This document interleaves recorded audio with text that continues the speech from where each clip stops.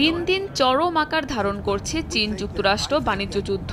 পাল্টাপাল্টি শুল্ক আরোপ করছে ওয়াশিংটন বেইজিং। চীনের ওপর নতুন করে 100% শুল্ক আরোপের ঘোষণা দিয়েছেন মার্কিন প্রেসিডেন্ট ডোনাল্ড ট্রাম্প। এর আগে ধাপে ধাপে শুল্ক বাড়িয়ে করা হয় 145%। এক বিবৃতিতে হোয়াইট হাউস জানায়, অন্যান্য দেশের সঙ্গে শুল্ক বিষয়ে আলোচনা চললেও চীনের প্রতিশোধমূলক পদক্ষেপের কারণে সুবিধার বাইরে বেইজিং।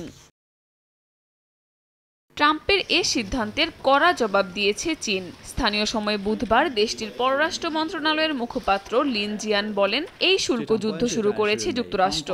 বেইজিং কোনো বাণিজ্য যুদ্ধ চায় না। নিজেদের অধিকার রক্ষায় প্রয়োজনীয় সব ব্যবস্থা নেওয়া হবে বলেও জানান তিনি। শুল্ক নিয়ে হুমকি বন্ধ করে যুক্তরাষ্ট্রকে আলোচনার আহ্বান জানান লিন জিয়ান।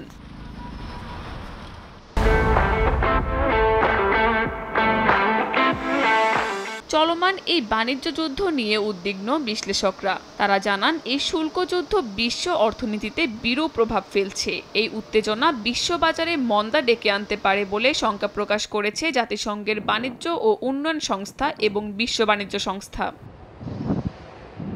কাকুলি আখতার, সময় সংবাদ।